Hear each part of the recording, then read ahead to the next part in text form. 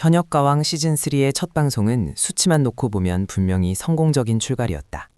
시청률 8%라는 결과는 같은 시간대 경쟁 프로그램과 비교했을 때 절대적인 우위라고 말하기는 어렵지만 이미 포화 상태에 이른 트롯 오디션 시장을 고려하면 충분히 의미 있는 성과였다.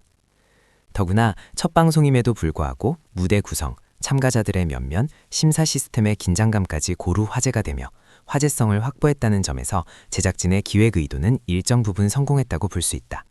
그러나 아이러니하게도 이 성공적인 출발의 중심에는 프로그램 전체를 뒤흔드는 하나의 장면이 자리 잡고 있었다. 바로 강희애슬의 무대에 내려진 0점 처리였다. 0점이라는 결과는 단순히 낮은 점수가 아니다. 오디션 프로그램에서 0점은 탈락 이상의 의미를 가진다. 그것은 실력의 부족을 넘어서 무대 자체를 부정당했다는 선언이며 가수로서의 존재 가치가 통째로 부정되는 순간이다. 특히 현역이라는 이름으로 무대에 오른 참가자에게 0점은 그동안 쌓아온 시간과 경력, 그리고 스스로에 대한 믿음까지 송두리째 흔들어 놓는 상징적 폭력에 가깝다. 그래서 시청자들은 그 순간 화면 앞에서 멈춰설 수밖에 없었다. 정말 그 무대가 그 정도였는지, 정말 단 한 명의 심사위원조차 인정 버튼을 누를 수 없을 만큼 참담했는지, 이 질문은 감정이 아니라 상식에서 출발한 것이었다. 논란은 방송 직후 즉각적으로 확산됐다. 제작진과 심사단을 향한 비판의 핵심은 명확했다. 엄격함을 보여주기 위해 지나치게 잔인한 선택을 한 것이 아니냐는 의문, 긴장감을 극대화하기 위해 한 참가자를 의도적으로 희생양으로 삼은 것이 아니냐는 분노였다. 심사위원 10명 전원이 동시에 불인정을 눌렀다는 결과는 오히려 심사의 공정성과 다양성을 의심하게 만들었다. 서로 다른 음악적 취향과 기준을 가진 심사위원들이 존재한다면 최소한 한두 개의 인정 버튼은 나오는 것이 자연스럽다.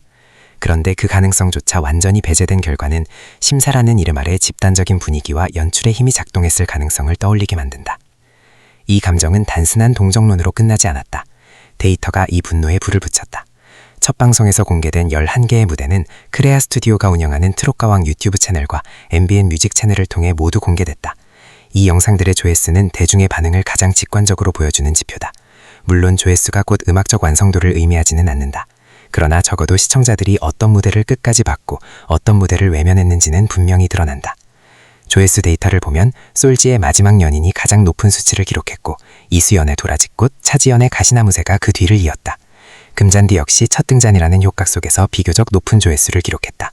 이 무대들은 대중의 관심과 호응을 동시에 얻었다고 볼 수 있다. 반면 강희애슬의 몰라요 무대는 약 3만 회 수준의 조회수를 기록했다. 상위권 무대와 비교하면 낮은 수치이지만 그렇다고 해서 완전히 외면받은 무대라고 보기도 어렵다. 중간 이하의 평가일 수는 있어도 최하위는 아니었다. 문제는 여기서 발생한다. 강유진의 남열차 무대는 조회수 2,000회 수준에 머물렀다. 첫 방송에서 공개된 11개의 무대 중 대중의 반응만 놓고 보면 사실상 가장 낮은 수치다. 그런데 이 무대는 인정 버튼을 6개나 받았다.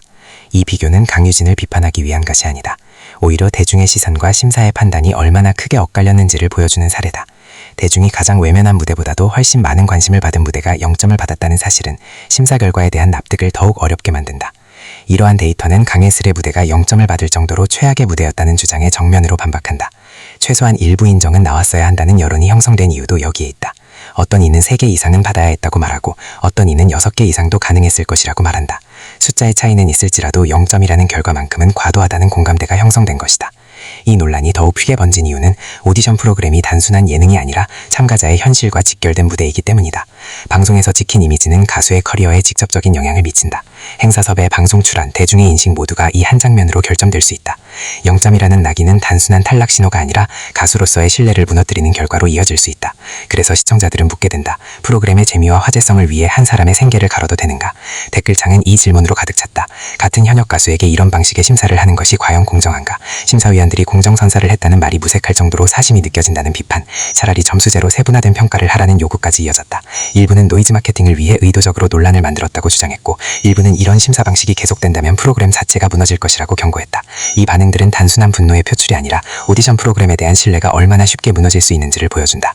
물론 오디션은 냉정해야 한다는 주장도 존재한다. 대중의 인기와 심사의 기준은 다를 수 있으며 강한 첫해를 위해 과감한 선택이 필요했을 수도 있다. 그러나 바로 그 지점에서 다시 질문이 돌아온다.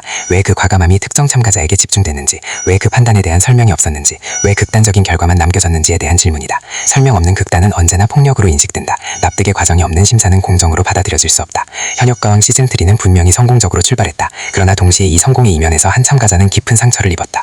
강예슬의 0점 처리는 단순한 점수 논란이 아니라 오디션 프로그램이 어디까지 냉정해질 수 있는지, 그리고 그 냉정함이 과연 누구를 위한 것인지 묻게 묻는 사건이다. 지금 확산되고 있는 동정과 응원의 여론은 감정의 과잉이 아니다. 그것은 공정함을 요구하는 집단적인 외침이며 이 무대가 더 이상 사람을 소모하는 장치가 되지 않기를 바라는 간절한 요구다. 많은 시청자들이 이제 강예슬의 다음 무대를 더 간절히 기다리고 있다. 그 기다림에는 연민도 있고 분노도 있다. 그리고 그 감정은 단순한 응원을 넘어 최소한의 존엄과 설명이 보장되는 무대를 향한 요구다. 이 요구에 제작진과 심사단이 어떻게 응답하느냐에 따라 이번 논란은 잠시 지나가는 소음으로 끝날 수도 있고 오디션 프로그램의 구조적 문제를 드러낸 상징적인 사건으로 남을 수도 있다.